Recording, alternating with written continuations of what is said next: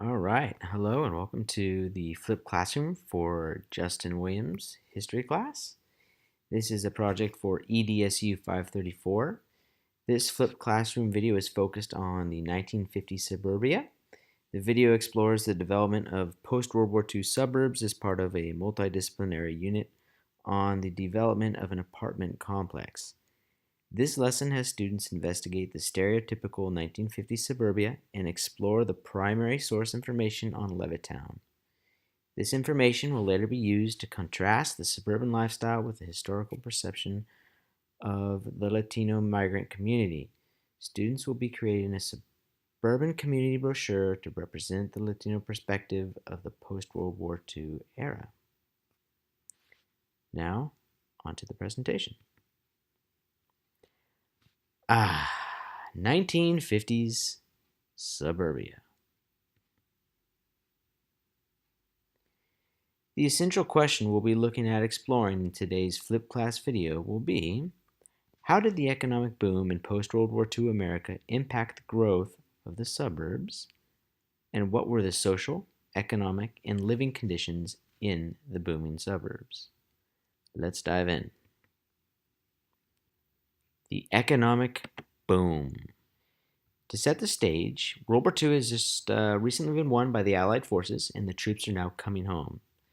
So the U.S. was fortunate that excluding Pearl Harbor, there were no battles fought on its continental soil. So this left no cities to be rebuilt and a massive industrial war machine in place.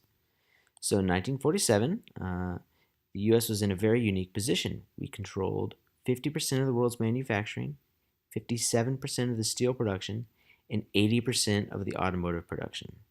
Needless to say, the U.S. was booming.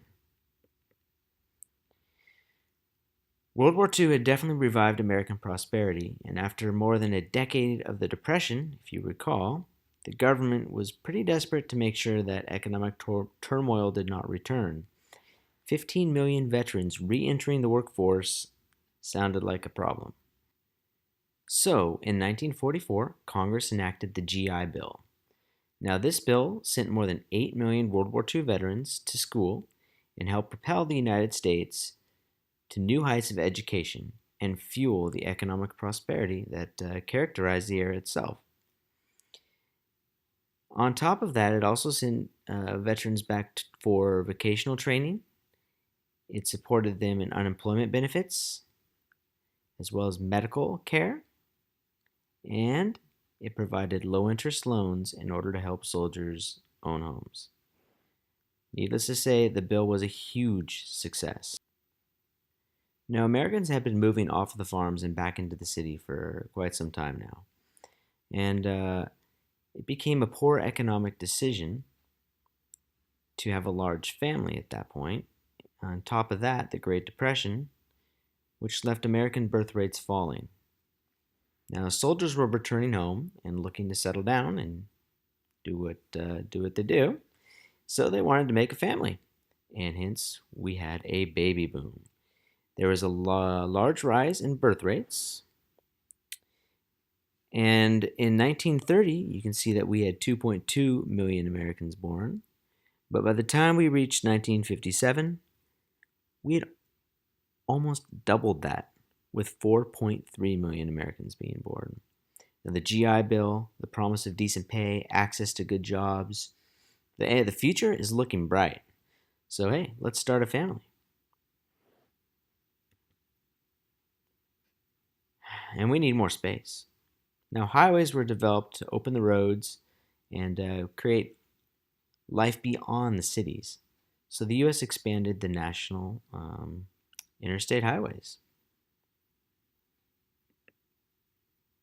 Now, where did these highways go?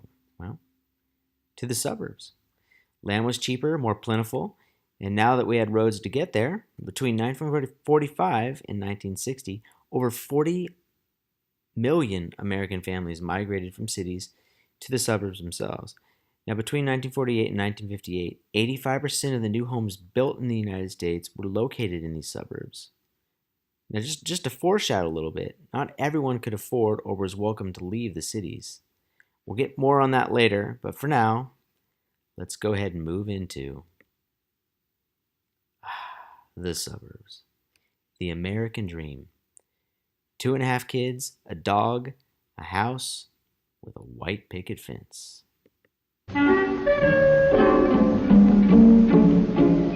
The suburbs. Almost as much written about as Madison Avenue. And just as much in need of reflection.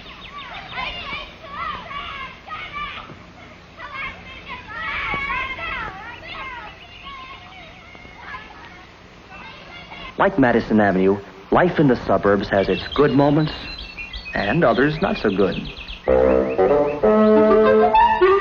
Oh, no! Discouraged? Disgruntled? Heck no. They're glad to be here. Remember?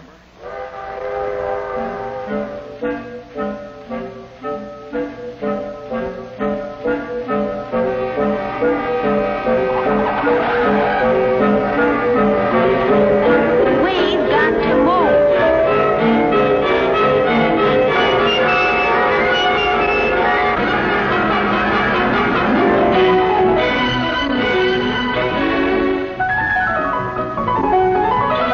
And so they join the stream of family life in the suburbs, soon to become part of its familiar sights,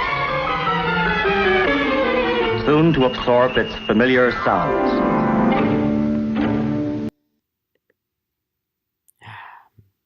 Now, mass production had made it possible to build homes faster and cheaper than ever before. Low prices, veterans' benefits, more Americans could afford to own homes than at any time previously. No longer were people flocking to cities to work. There were now highways and cars to get where you needed to go. There were shopping centers, drive-thrus for convenience. This shift radically adjusted American society, as well as politics. And much like the houses, it grouped similar segments of the population into neighborhoods. Conformity. Now, this is when, let's define it first. Conformity is when you fit in with society or socially accepted norms. And suburban families made about the same amount of money, lived in nearly identical houses, and generally they fit into similar social norms. Now, the emphasis on conformity had some negative effects as well. For example, white women and minorities. Many women felt trapped by the roles of the housewife, and African Americans and Asian Americans as well. They were locked out from living in many suburban neighborhoods at all. Differences in architecture and urban planning began to erode. The suburban trend has endured, right? And today, 4 out of 5 Americans actually still live in the suburbs. Consumerism. The material comforts and shiny new cars, washing machines, appliances galore. Hey, if the neighbors got one, I want one too, right? The post-war economic boom had elevated many families into a consuming middle class. Women were predominantly housewives who took great pleasure in the domestic duties and childbearing. Men were the breadwinners. They worked 9-to-5 jobs, came home to dinner, imparted words of wisdom, disciplined their children. And then you had TV sitcoms like Leave It to Beaver, which pushed these stereotypes.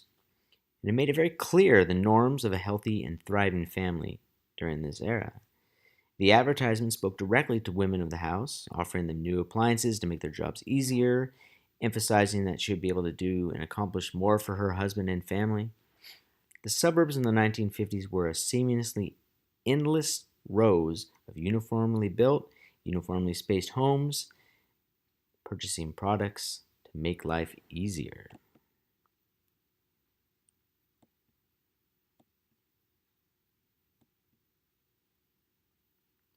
Levittown, the gold standard of suburbia. Now, the same industrial grit that won World War II was now being used to build housing for veterans. Levitt & Sons was one of the nation's leading construction firms, and they embarked on a plan to mass-produce homes on the outskirts of New York City by purchasing potato fields in Long Island. And they were then planning to build the largest private housing project in American history, which they named Levittown.